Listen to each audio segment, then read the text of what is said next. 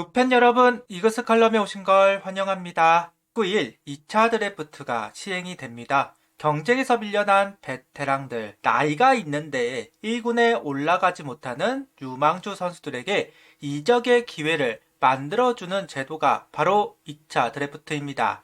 팀 전력 상승에 큰 도움이 안 된다는 의견이 있기는 하지만 그래도 팀의 부족한 뎁스를 채울 수 있는 기회이기도 합니다. 과연 하나가 관심을 가질 만한 선수가 있을까요? 함께 알아보도록 하겠습니다. 하나는 2차 드래프트를 가장 적극적으로 활용하는 팀 중 하나입니다. 18명의 선수를 2차 드래프트로 영입을 했습니다. 반면 내준 인원은 단 8명. 뭔가 씁쓸하기는 한데 어쨌든 하나는 2차 드래프트를 잘 활용하는 팀이다. 뎁스가 워낙 부족했던 팀이기 때문에 적극적으로 이용 안 할 수가 없었다고 봅니다.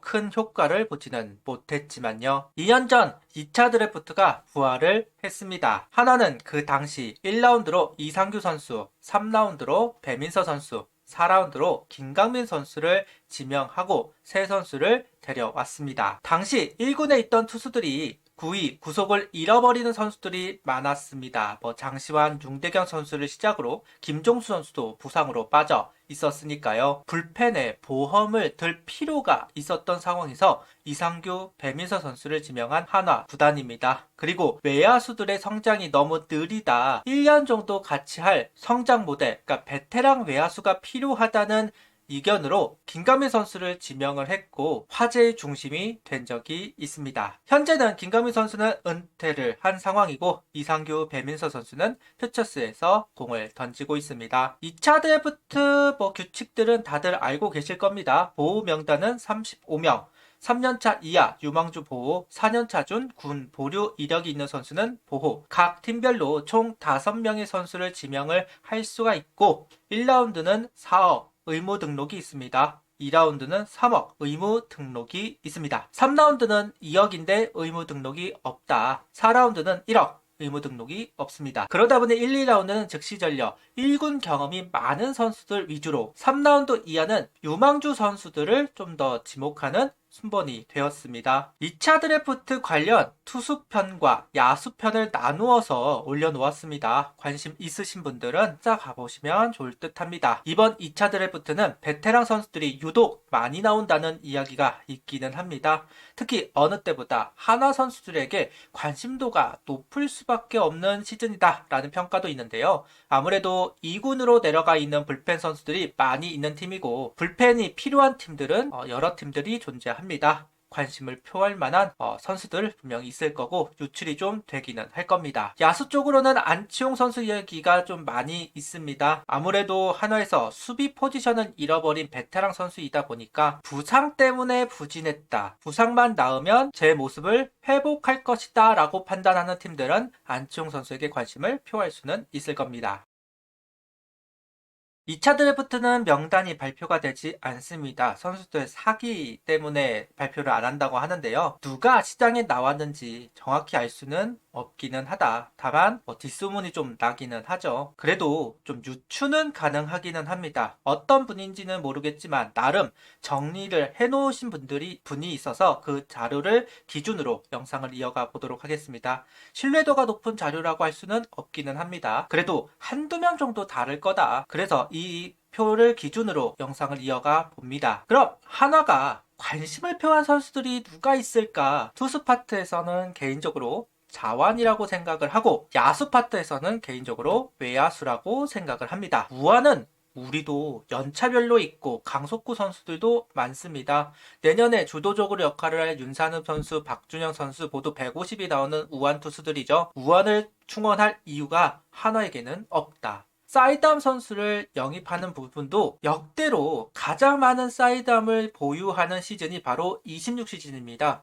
다시 2군에서 활용하지 않았던 잠수함들 많이 있습니다. 할 필요가 없다. 앞서도 이야기하였듯 결국은 관심을 가질 만한 투수 포지션은 바로 자완. 김범수 선수의 이탈을 대비해야 하고 어린 자완 유망주 선수들 군 로테이션을 꼬이지 않게 하기 위해서는 한 명 정도 베테랑급 자완이 필요하기는 합니다. 내야 파트도 매년 꾸준하게 상위 매물들을 데리고 왔습니다. 반면 외야수 파트는 아직 부족함을 느끼는 것도 사실입니다. 특히나 중견수가 필요하죠. 물론 오재현 선수가 있기는 하지만 신인이다 보니 한계가 있을 테니까요. 일단 자완과 외야수 두 파트를 중심으로 혹시나 시장에 나온다면 지명 가능성이 있겠다 하는 선수들을 언급해 보도록 하겠습니다. 먼저 자완입니다. 만약 시장에 나온다면 가장 관심도가 높을 수 있는 선수, 개인적으로 LG의 이우찬 선수라고 생각합니다. 만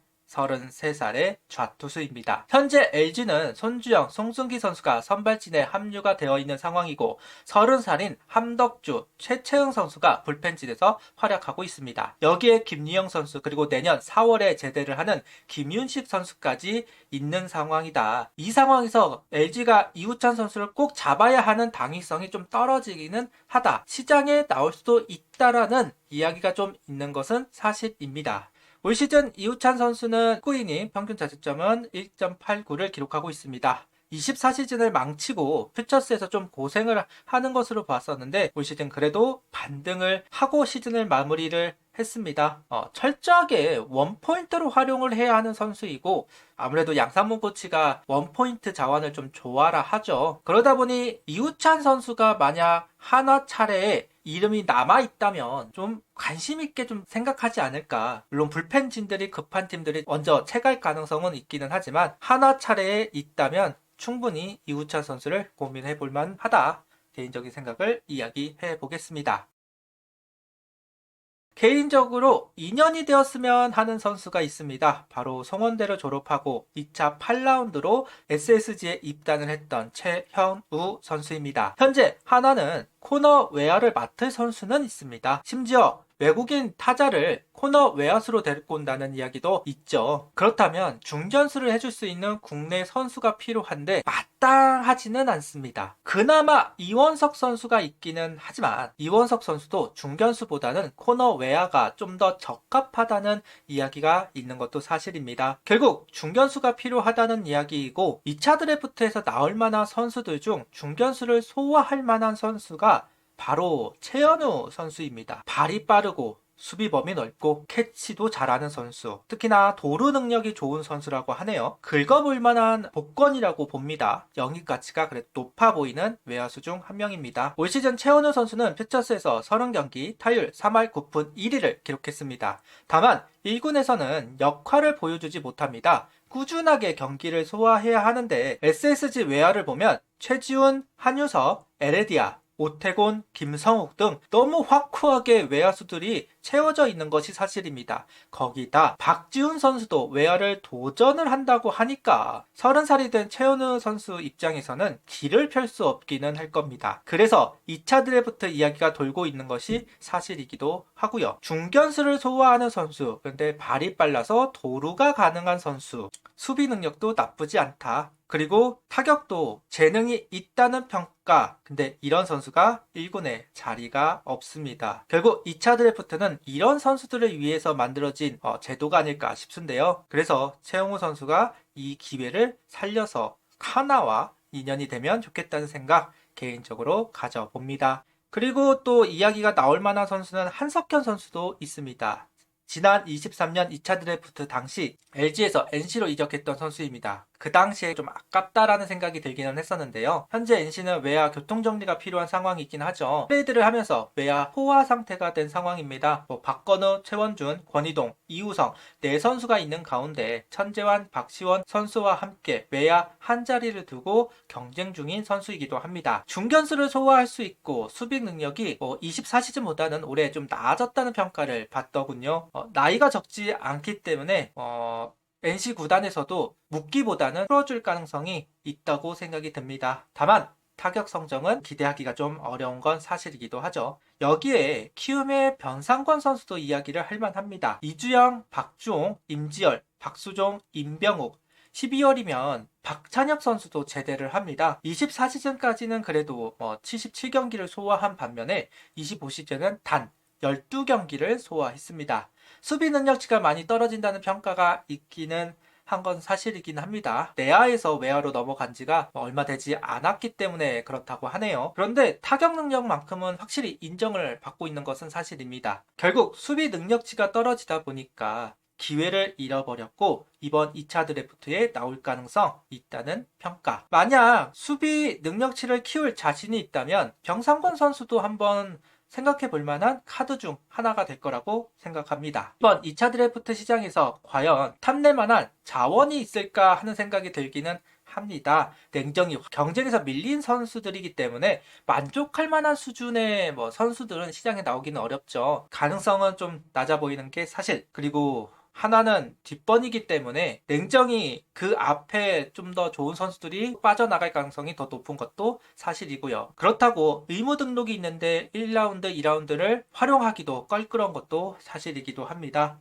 확실히 좋은 선수를 컨택할 수 있을 것인가 라는 의문 있는 거는 사실 고민이 필요해 보입니다. 오늘 언급한 선수들 중에 지명자가 나올 수도 있겠지만 가능성은 낮습니다. 재미로만 봐주시고요. 혹시 본인이 생각하는 선수가 있다면 댓글로 남겨주시면 좋겠습니다. 구독, 좋아요, 알림 설정 부탁드리며 영상을 봐주셔서 감사합니다. 하이퍼도 부탁드립니다.